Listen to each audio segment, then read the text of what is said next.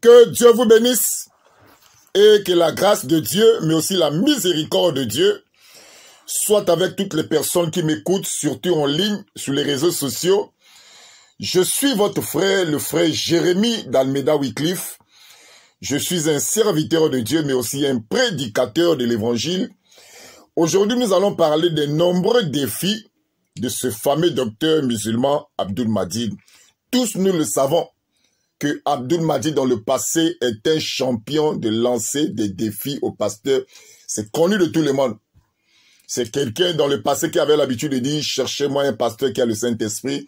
Je défie tous les pasteurs de Brazzaville. Je défie les pasteurs. Cherchez-moi un serviteur de Dieu. » C'est un champion à lancer des défis. Maintenant, regardez comment ça fonctionne avec ce fameux docteur. Lorsqu'il lance un défi aux hommes de Dieu, il s'attend à ce que celui qui viendra relever ce défi soit quelqu'un qui ne connaît pas l'islam, quelqu'un qui n'a pas fait une étude de religion comparée, quelqu'un qui ne connaît rien du Coran, quelqu'un qui n'est pas habitué dans les débats. C'est ce genre de pasteur que Abdul Mahdi aime. C'est ce genre de serviteur de Dieu que Abdul Mahdi aime.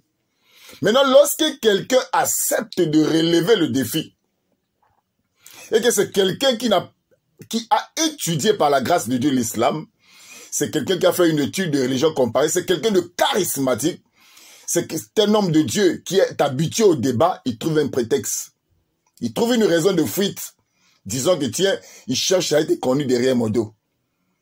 S'il accepte ce défi parce qu'il cherche à être connu derrière mon dos. En quelque sorte, lorsqu'il lance un défi, pour lui, il s'arrange à ce que personne ne vienne relever ce défi pour qu'il puisse se glorifier derrière.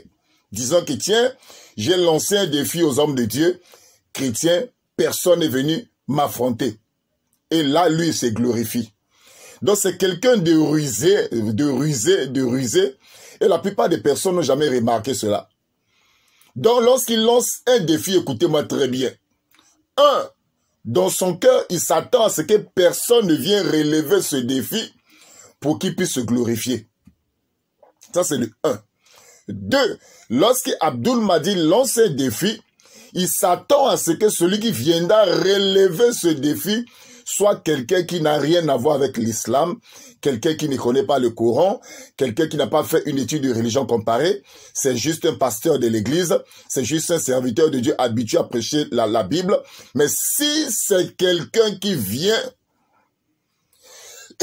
excusez, et que c'est une personne qui, par la grâce de Dieu, a fait une étude de religion comparée, c'est-à-dire quelqu'un qui connaît le Coran, qui connaît l'histoire islamique, quelqu'un qui a étudié l'islam, quelqu'un qui est habitué dans les débats, alors il trouve un prétexte disant que non, lui là, il cherche un moyen de se faire connaître.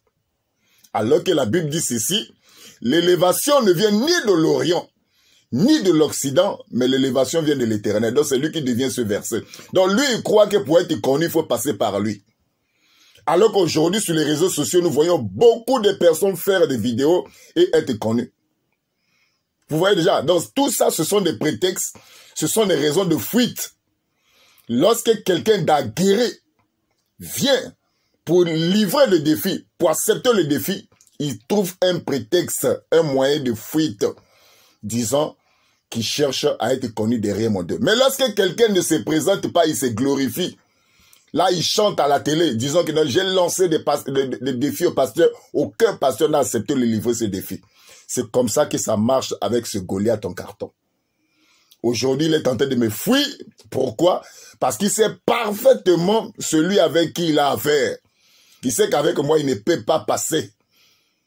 C'est pour ça que vous voyez aujourd'hui, je suis en train de faire des petites vidéos sur les réseaux sociaux. Il ne peut pas réagir, il se cache.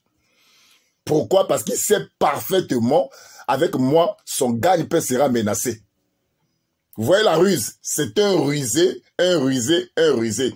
Mais si c'est un pasteur mal équipé, mal enseigné, qui n'a rien à voir avec la connaissance de l'islam, c'est ce genre de pasteur-là que Abdul Mahdi aime.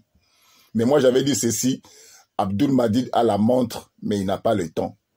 Si le Seigneur le permet un jour, nous allons nous revoir encore sur un plateau de télé. Là, lui-même comprendra qu'il n'a jamais été un docteur. C'était juste un petit aventurier, un petit plaisantin, un petit commerçant religieux. Que Dieu vous bénisse. Amen.